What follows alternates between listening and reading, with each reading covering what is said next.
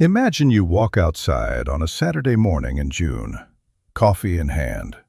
The light is good, the air is cool still, and you look down at your driveway, your garden path, your fence line, and there they are, again.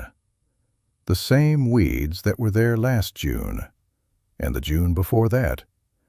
Dandelion pushing up through the crack in the concrete, bindweed threading itself through the garden fence for the third year running, a mat of crabgrass spreading itself out under the rose bushes like it owns the place.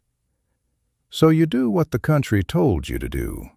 You drive to the hardware store. You pull that familiar orange-capped bottle off the shelf. $24.99, maybe $34 for the bigger one. You bring it home, you spray. And yes, it works. The weeds go yellow, they curl, they die. And then 6 weeks later, you do it again. And 6 weeks after that. And by the end of a single growing season, you have spent $80, $100, maybe more, on a product that is mostly water, mostly herbicide they mix in a factory somewhere, and mostly a business built on the fact that your weeds will always grow back. Now I want you to sit with something. There is a formula, 3 ingredients, all of them sitting in your kitchen right now, or available for $2 at any hardware store, that does the same job. It kills weeds, broadleaf weeds, grass weeds, tap-rooted weeds, the stubborn ones in the cracks, the ones along the fence, the ones in the gravel path. Dead and brown in 24 hours, sometimes less. No sprayer required. You can apply it with a watering can, an old plastic bottle, a paintbrush. No protective gear, no gloves, no respirator, no reading the label 4 times to make sure it is safe around your children. No refill. You make it fresh each time from things that cost almost nothing and that you already understand. My name is Silas Miller. I am Amish, and I farm on land my grandfather cleared in Lancaster County, Pennsylvania. I have never owned a bottle of Roundup. Not one, not once, in my entire life on this farm. Not because I am against hard work. Nobody who farms like we do is against hard work. But because my grandmother showed me something better before I ever knew the other way existed. By the end of this video, you will have the exact formula, the exact amounts, the exact way to apply it, and the honest truth about where it shines and where it has real limits. Because honest is more useful than impressive, and I will not tell you a thing that is not true. Stay with me. Before I give you the recipe, I want to give you the reason. Because here is the thing about knowledge you can trust. It has a reason behind it. Anyone can say, mix these 3 things together. I want you to understand why it works, so that you are never dependent on me or anyone else to remember it for you. Weeds, like all plants, are built around water. The whole structure of a plant, the cells, the stems, the leaves, even the root, is held up by water pressure from the inside. Farmers call it turgor. The plant is, in a sense, a water-filled machine. As long as it can keep water inside its cells, it stands up. It grows, it spreads. Now, the first ingredient in this formula is white vinegar. Plain distilled white vinegar, the gallon jug, the kind you use for cleaning and pickling. The active compound in vinegar is acetic acid. When you pour acetic acid directly onto the leaves and stem of a weed, it does something elegant and brutal at the same time. It breaks down the waxy coating on the outside of the plant, the layer that holds moisture in and keeps the plant's internal water from escaping into the dry air. Once that coating is gone, the plant cannot hold its water. The cells lose pressure. The stems go limp. The leaves yellow and curl. Within 24 hours, most weeds are dead to the surface. The second ingredient is salt. Plain table salt, or better still, rock salt or non-iodized salt. Cheap, $2 a bag. The same mineral human beings have been using to preserve food and manage land since before recorded history. Salt does something different and slower. When it is worked into the soil around a weed, it changes the chemistry of the ground itself. Salt raises the salinity of the soil water, and here is the cruel twist for the plant. When the soil water around the roots is saltier than the water inside the root cells, the water inside the plant actually moves out through the root membrane and into the soil, drawn by osmosis. The plant dehydrates itself from the roots up. It is the reverse of how plants drink, turned against them. The third ingredient is dish soap. A small amount, any kind. It is not what does the killing, it is what makes the killing work better. Vinegar and water are normally repelled by the waxy leaf surface we talked about. The dish soap breaks that surface tension and makes the vinegar stick to the leaf instead of beating up and rolling off. It is the delivery vehicle. Without it, half your formula runs off the plant onto the ground and does nothing. Vinegar to break down the surface, salt to dehydrate the root zone, dish soap to make sure the first two stay where you put them. That is the whole science. Simple, old. And it has been sitting in every Amish kitchen in this county for as long as anyone can remember. Now, before I give you the amounts, and I will give you exact amounts in just a moment, I need you to hear something first, because this is the part that separates the people who use this well from the people who use it wrong and then say it does not work. This formula does not know the difference between a weed and a flower. Salt in the soil is not selective. It does not read what it is sitting next to. It will stunt or kill the roots of any plant nearby, your roses, your tomatoes, your perennials. The vinegar will brown and burn any leaf it lands on, including the grass you want to keep. This is a precision tool used in the right places, not a broadcast spray across a mixed bed. I will tell you exactly where it excels and where to keep it away. Stay with me through the application section, because that is where most people make the mistake. Now here is the question I get asked every single time I show this method to someone new. They look at me and they say, "Silas, if it is this simple, 3 ingredients, most of them already in the house, working in 24 hours, why has nobody told me this before?" That is the right question. And the answer is the most important thing in this video. I will get to it. But first, here is the formula. The recipe. Write this down. For a standard application, enough to treat a good stretch of driveway cracks, a gravel path, or a fence line, 1 gallon of white vinegar, standard 5% distilled from the grocery store. If you have access to a 20% horticultural vinegar from a garden supply, it is stronger and faster. I will explain the trade-off in a moment. 1 cup of table salt or rock salt, non-iodized is best. Iodized works, but the iodine does not help anything. 1 tablespoon of liquid dish soap, any kind, Dawn, store brand, it does not matter. Mix them together in whatever container you plan to apply from. A garden sprayer, an old plastic spray bottle, a watering can with the rose head removed, even an old plastic jug with holes poked in the lid. Stir or shake until the salt is dissolved. That is the whole recipe. A gallon of this costs you, start to finish, under $3. How to apply, step by step. Step 1. Timing. Apply this on a dry, sunny day when no rain is forecast for at least 24 to 48 hours. Sunshine matters here, and not just a little.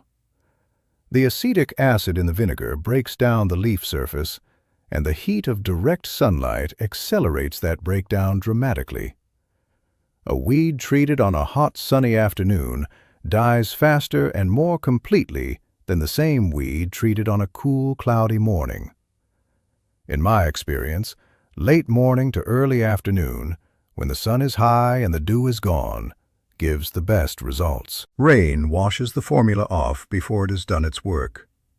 Even heavy dew the night after application can reduce effectiveness. Choose a dry window. Step 2. Saturate the target. Pour or spray the formula directly onto the leaves and stem of each weed until it is thoroughly wet. You are not misting, you are saturating. Get under the leaves. Soak the crown where the stem meets the ground. That is where the plant is most vulnerable. Do not worry about getting it on the surrounding soil in a place where you want nothing to grow. A gravel driveway, a concrete crack, a gravel path. In those places, the salt in the soil is an advantage. It lingers and makes the spot hostile to new seeds germinating. Step 3. The second pass for tap-rooted weeds. Dandelions, dock, bindweed, thistle. These plants store energy deep in a long root, and cutting off the green top does not kill them. They push new growth back up from below within a week or two. The vinegar formula kills what is above ground reliably. For the deep-rooted ones, a second application 3 to 5 days after the first, when the plant pushes up the new pale growth, catches it at its weakest moment, and finishes the job. You can also, for a stubborn tap-rooted weed in a place where the soil is already disposable, use a stick or old screwdriver to open a small hole beside the root crown and pour a small amount of concentrated salt solution directly down beside the root. This is the method my grandfather used on dockweed along the fence. It is slower, but it is thorough. Step 4. Disposal. Once the weeds are dead and brown, usually within 24 to 48 hours, pull them. Do not leave them. A dead weed in the right conditions can still drop seed, and a weed with a living root structure under a dead top can still recover if you get significant rain. Pull them, compost the green tops if you like, discard the roots of the persistent ones. Now, the honest limits, and I will not skip these. This formula is a contact herbicide. It kills what it touches above ground. It is not absorbed through the root system and translocated through the whole plant the way a systemic chemical like glyphosate is. For annual weeds, the ones that grow fresh from seed each year, a single application to the top kills them completely because there is no established root to recover from. For perennial weeds with deep storage roots, you are killing the top repeatedly until you exhaust the root. That takes more applications and more patience than a systemic chemical. It is not a substitute for persistent perennial weed management on a large scale. I am honest about that. The 5% vinegar you buy at the grocery store is effective on young weeds and annual weeds. If you have a very established perennial weed, old bindweed, an old dock plant, a mature thistle, the 20% horticultural vinegar is meaningfully more effective. You can find it at a garden supply store for around $20 a gallon. It is a stronger acid, and it requires real respect. Wear eye protection and keep it off your skin when you apply it, not because it is chemically dangerous in the way a synthetic herbicide is, but because strong acid on your eyes or skin is simply not pleasant, and I would not want that for you. On young or annual weeds, the grocery store vinegar is plenty. Do not use this formula between or near plants you want to keep. On lawns, it will kill the grass.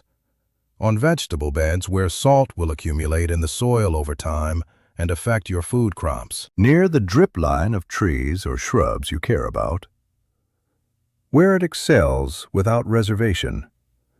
Driveway and walkway cracks, anything pushing up through concrete or pavers. Gravel paths and gravel driveways, anywhere you want nothing to grow. Fence lines and property edges. Between pavers or stone in a patio. Foundation edges where you want a clean line. Around utility posts, mailboxes, anywhere mowing is difficult. For those situations, and every farm has all of them, this formula is as good as anything the store sells, costs a fraction of the price, and leaves behind nothing you would not want your children or your animals walking through. Now I want to take a moment, because this is the part that matters, and it is bigger than a jug of vinegar. Think about what we just walked through. 3 ingredients, 2 of them already in your kitchen. The third, $2 at any hardware store. A formula that works in 24 hours on the weeds your neighbors spend $100 a year fighting. And on the other side of that fact, there is an entire industry. A company valued at tens of billions of dollars. A product line on every hardware store shelf in this country. Television commercials every spring. Advertisements in every gardening magazine. All of it built on one simple business model. Selling you something you must buy again. Because a weed does not know it has been killed permanently. It comes back. Or its seeds blow in from somewhere else. And you need the bottle again. And the bottle runs out. And you buy another. I am not telling you these companies are evil. They make products that work, within their own logic. But I will tell you this.